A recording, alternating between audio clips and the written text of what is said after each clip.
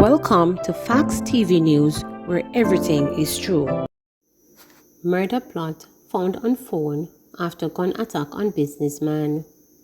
Detectives from the St. Andrew South Police Division have arrested and charged 32-year-old Anthony Fisher, a carpenter of Johns Lane, downtown Kingston, with conspiracy to commit murder, wounding with intent, illegal possession of firearm, and illegal possession of ammunition, following an incident in Taverns Garden, St. Andrew on Saturday, January 22nd. The allegations are that about 10:30 p.m., the subsequent victim was opening his business place when he was approached by a lone gunman who was armed with a firearm. The man opened gunfire, hitting the businessman multiple times to his upper body. The injured man ran to avoid further injuries and collapsed further along the roadway. He was taken to hospital where he was admitted in a serious condition. The car that was used in the attack was later tracked, and Fisher was found in the vehicle that was identified to have been at the scene of the crime.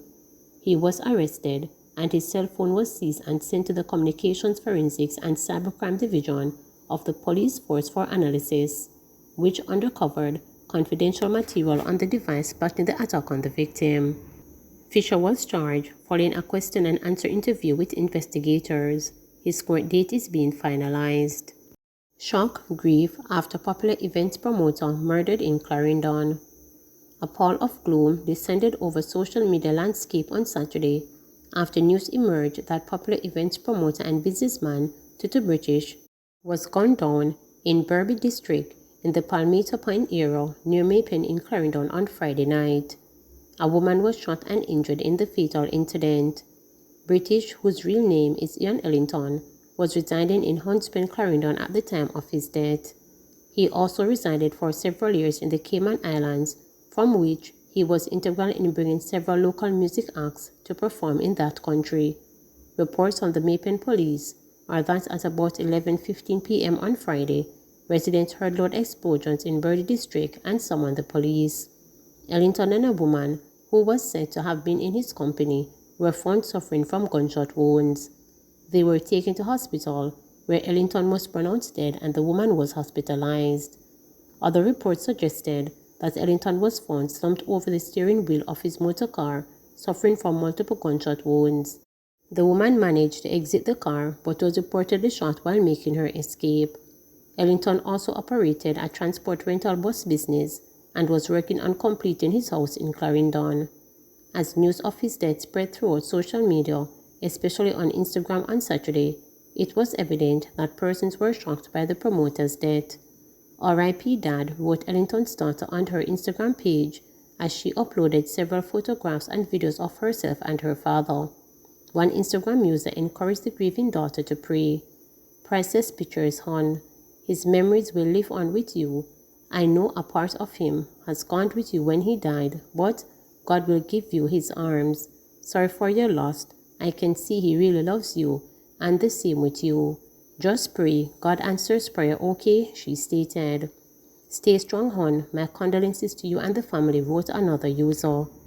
Another Instagrammer, Clark3788, commented, "Jano dog, can't believe say, me a see you know a news headline."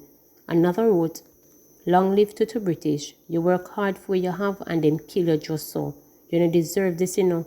Me heart a break star. Me refuse to believe this." The Maypen police are continuing their investigations into the development. Bizarre murder of a woman. Multiple gunshot wounds, a slashed throat, and plucked out eyes. That's the last image a 54-year-old father now has of his daughter after police described to him the state of her body, which was found in bushes last Thursday. The woman, 30-year-old Leona Kimmy Thomas, a driver employed to Grace Kennedy Limited, was killed early Wednesday morning while making deliveries in close proximity to her home in Windsor Heights off Windsor Road in St. Catherine. Strangely, it is an incident that remains low-keyed as far as reportage goes. "Me can't sleep. Every time I shut my eye, it come like a she me a see. Me a jump up out of my sleep. And the police them tell me and my son, we went down to the station and talked to them. Her throat slash and her eyes them dig out as she get shot, and them throw her in the bush," the distressed man stated. "Me have blood pressure and sugar, me no want to let me down. Me feel weak. Me no 100 right now. Me under pressure right now. At 2 night now me no sleep. Me head a hurt me, he continued. Thomas' body was found along Washington Drive in Windsor Heights. While being informed about the state of his daughter's body, the man told reporters that police officers had to console him. The police them have to hold on for me. Me no know something wrong, he said. Police sources from the St. Catherine South Police Division reported that it seems Thomas didn't make it home on Wednesday morning.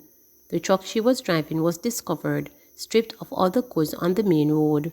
This was a little distance away from where her body was dumped. Since the start of the year, 15 murders and 18 shootings were recorded in the division. Thomas, the younger brother, said he doesn't know how to respond. At this moment, I don't even know what to say, to be honest. She's a girl that I'm sure not go trouble nobody. She is jovial and stuff like that. I don't know what to say, he reported. Moreover, he inquired as to why the family hasn't been able to identify her body as yet. The police said they are doing an investigation and then will be able to identify the body. How long does it take for them to do their investigations? He questioned. Devastatingly, the father said he found out about his daughter's murder a day later in the most heartbreaking way. His phone rang Thursday evening and he answered. A family member then asked him, "A true say Kimmy dead?" hitting him off guard and sending him into a wave of emotions. "What you mean Kimmy dead?" he responded staggeringly. He said that was what spurred him to engage the police. The man reported that he went to police officers, took him and his son to Thomas' home. The front door was locked. Her roommate was then alerted and she gave them access to the house.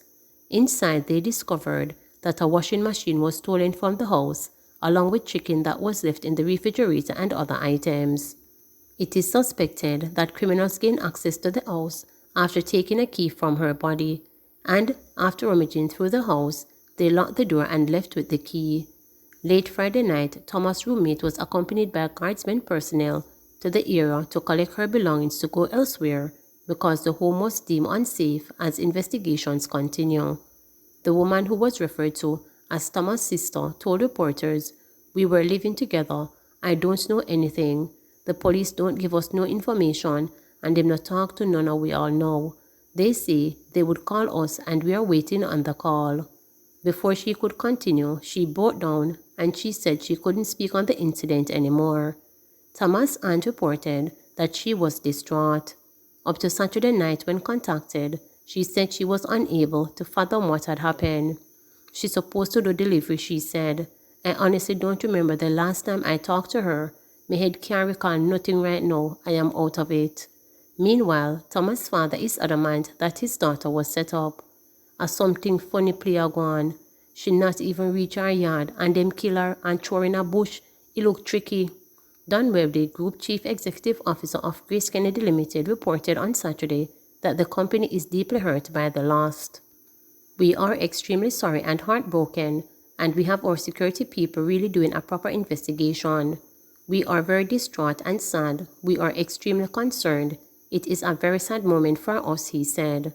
"I was in a meeting when I heard that one of our truck drivers was killed somewhere in Central Village and the goods stolen from the truck. I am really concerned about it."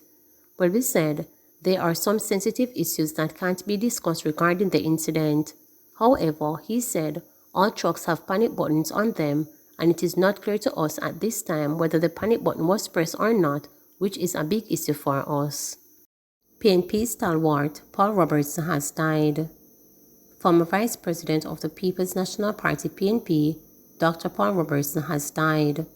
Robertson reportedly passed away at the St. Anne's Bay Hospital on Saturday night. His cause of death is not yet known. Shortly after his passing, PNP President Mark Golding took to social media to express his condolences. "I am greatly saddened by the news of the passing of Dr. Paul Robertson, a former General Secretary of the party and member of government, and a patriot Jamaican. Dr. Paul was a man of great integrity who contributed to our party and Jamaica's democracy was immense," Golding shared in a post on Instagram. "I am glad we got the opportunity to have a great conversation last month. Condolences to his family, friends, and colleagues. May his soul rest in power," he continued.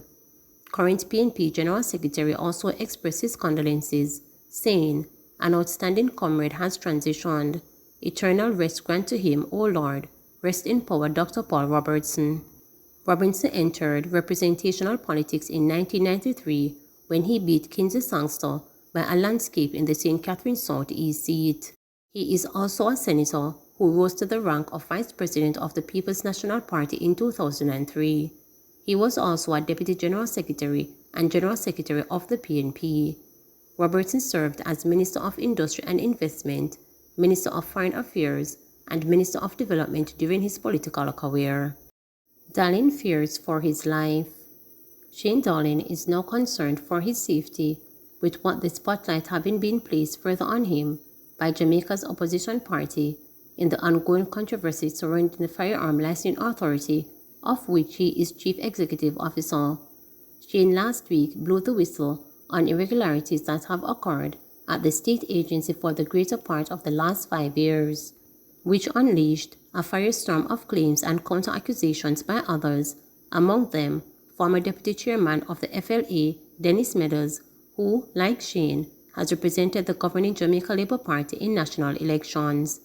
But by late Thursday, when the verbal swears on the matter began to festive, in stepped the People's National Party with a calling for Shane to step aside in a bid to what the party's spokesman on national security, Peter Bunting, said was to clean up the organization. He cited Shane for poor performance in the management of the organization. Bunting is a former Minister of National Security with direct policy responsibility for the FLA. He served in that capacity from January 2012 to February 2016. Now Shane Darlin, an attorney at law by training, is fearful that, with the personal spotlight shining in his direction, he has become a clear target for potential physical attacks. Many people have called to express their concerns based on the sheer gravity of it, Darlin said in an interview last week, cut short by a more to visit the doctor, as he expressed that he was not feeling well. "I am now very concerned given the People's National Party has asked for my resignation, and they have not stated anything that I have personally done, apart from making the pronouncement that I have made. They have not sought to ask for verification of it. They have not asked for the Parliament to see the documentation to support it, so I am being targeted now by the very nature of that call. It's the first attempt to malign me in the scheme of things, my resignation, no board member's resignation. And remember that the CEO does not sign one single application for a gun license, doesn't approve any, but yet he is the only one being called up to resign, which suggests that he is the wrongdoer," Darlin argued. The CEO said that some of those who have not traveled the straight path could now be energized to focus on him and his family, and therefore persons who are affected by their license being revoked from their criminal antecedents may very well see me as the target because I am not being supported into my action as a public servant in coming forward to speak about what is happening and being made the target of what I call punishment by requesting that I be fired. That's the first target that one could state in the public domain when I was singled out. Even if I am fired, it would not stop the board of the FLA from granting license tomorrow morning. So, what is this all about? Shane Darlin asked. Will you improve your personal security? Was the next question put to Darlin by the reporters. That's correct, and that is where my greatest fear or concern has now come in, he responded. Please remember to subscribe, like, share.